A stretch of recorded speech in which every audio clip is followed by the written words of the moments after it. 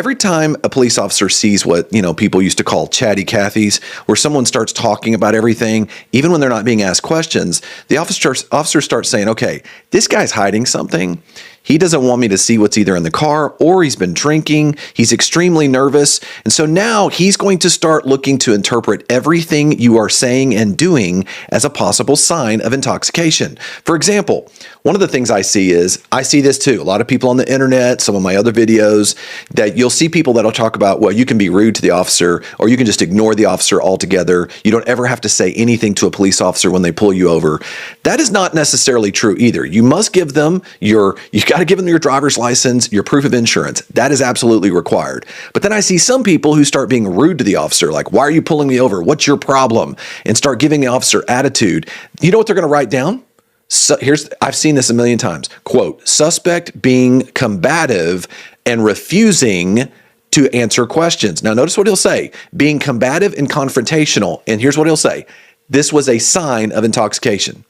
Now, officers write that down all the time. That now becomes that officer's word against yours. And in a jury trial, it is somewhat a bit of a popularity contest. If you're being rude to the officer, it's really easy for the jury to want to believe the officer and not you. Now, what do? Number one, never argue with the officer.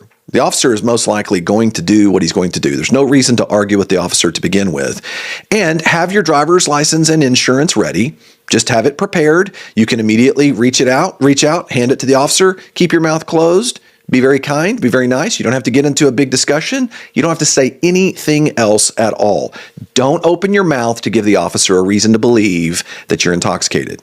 All right. Now, for one of the reasons why I say this is you can invoke your Fifth Amendment right. Once you've complied with what the officer's asked for, driver's license and insurance, now you can remain silent. You have no obligation to answer the officer's additional questions that he might provide to you at that point, no matter how upset or frustrated the officer may become. And you can find these examples that are out there where an officer wants to start asking questions. They want to start asking, hey, let's get into a dialogue here and find out what's going on with you. Where have you been? What's going on? You have no responsibility and no requirement constitutionally to answer those questions. Remember, it is not illegal to drink and drive. It is illegal to be intoxicated. That is the law when it comes to driving while intoxicated or driving, different states have it labeled in different ways. Could be DWI in Texas, other states it's DUI. But if the officer can get you to start admitting, even though we know the standard is it's not against the law to drink and drive, it's against the law to be intoxicated. But if that officer can get you to start admitting that you have been drinking, they will arrest you for DWI almost every single time. Because remember, an officer only needs probable cause, a very small amount of evidence to arrest you and get you in. Because in reality, what they want to do is arrest you and get you over to see if they can compel a blood draw so that they can determine what your blood alcohol level may be. So that's number one. Don't talk so much. Keep your mouth closed. Number two, remember what the officer is looking for. Look, this officer is looking for specific signs that they have been trained on to determine whether or not they can put this in their report as showing a sign of intoxication. These are some things. Highlight this in your mind. The officer is looking for some of these things. These common signs of intoxication. In fact, if you've never seen a police report, a DWI report, you're going to see there are actual rubber stamped portions of the report in there that allow them to check off these possible signs of intoxication. So, look, you're a nail and they're a hammer. They're going to be looking for anything they see that they can hammer that nail. And that's exactly what they're going to look at here. Let me give you some examples of what we're talking about. Number one, physical signs. What are some physical signs that they're going to be looking at? A strong odor of an alcoholic beverage. They even have that listed. A strong odor, moderate odor, or light odor of an alcoholic beverage. They'll check mark that. Number two, and by the way, how do they know that? Many times it's when you open your mouth, right? Slurred speech. It may not even be slurred speech, but once you start talking, you might be nervous and he's going to mark it down as being slurred speech. Unsteady on your feet. That's another thing that they're looking for. If at any point in time you being nervous if you're asked to step out of the vehicle, they're going to mark that down. The next one they're going to be talking about is bloodshot, watery eyes or confused responses.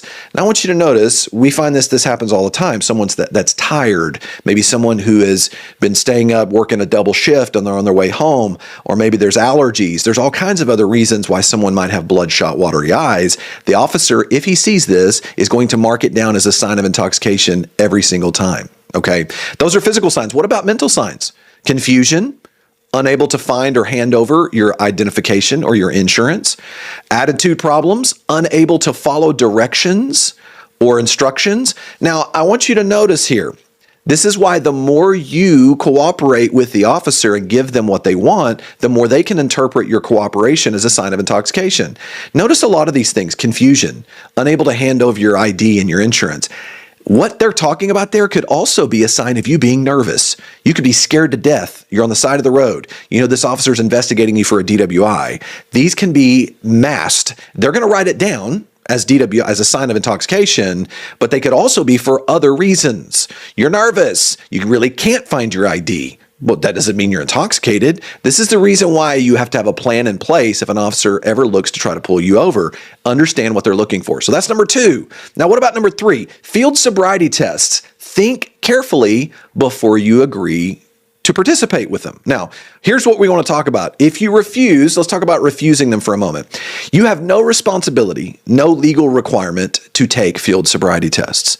Now, I know there's the law that in most states there's something known as the implied consent law, where in many states you impliedly consent to provide either a sample of your breath, blood, or urine, or in many cases be able to cooperate with field sobriety tests if the officer believes that you're intoxicated. But the only penalty for that is it can affect your driver's license in terms of a potential suspension. But when we start talking about your actual constitutional rights from a criminal law case, it's really important to understand you could be cold sober. You could have done absolutely nothing wrong, had nothing to drink, had no drugs in your system, prescription or otherwise, and you could still fail the field sobriety test all the time. In fact, we see it happen all the time. I've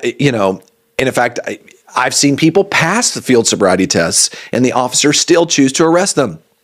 And without going into overall detail on this, one example is you've got three primary tests. One is the horizontal gaze nystagmus test, which is basically the pen test, where the officer is looking for what's called nystagmus, the involuntary jerking of the eye. Okay, that's a belief there that's able to show that someone who has that involuntary jerking that's visible, that can be a sign of intoxication. Okay. Now, the other 2 tests are actual physical tests. You have to hold your foot up, looking down, hands down by your side, and count to 30 seconds. Well, why would you ever put your foot down in that situation? You could be absolutely stone cold sober, never had anything to drink, and still fail that test. What if you're overweight? What if you have balance problems? What if you've had surgeries? What if you're nervous? What if you're just scared to death? Understand, no good deed goes unpunished. You cooperate with this process. Many times, anything other than absolute perfection can be marked down and will be marked down as being intoxicated. So understand that. So I've told many clients this: the only negative to refusing is that they will arrest you and they will try to use that as a grounds to establish that there is probable cause for an arrest or a search warrant to take your blood. Now, and that is the case. Certainly in Texas, you refusing to provide field sobriety tests can be used as probable cause to establish a blood draw to be taken by a signed search warrant by the judge. But can I tell you right now, they're going to get your blood either way. If you cooperate, very few times I've ever seen somebody where you see an example of an officer let someone go if they've been drinking. So you have to understand what those risks are when you talk about field sobriety tests. Now, what if you choose to take the tests? Let's talk about that for a second. Beware, if you do not follow the instructions precisely, I mean to a T, they will fail you. One of the best examples of this is the walk and turn test. They want you to take 9 steps down, literally 1 foot in front of the other, heel to toe, and then execute a 3-point turn. And they explain to you exactly what that is as you execute that 3-point turn. Guess what happens if you start the test before they say go? That's a clue. What happens if you execute a 2-point turn, but not a 3-point turn? That's a violation number 2. You only need 2 violations to fail the entire test. I mean, you could be 100% sober and fail that test because you did not follow their precise instructions to a T. Really important to understand that.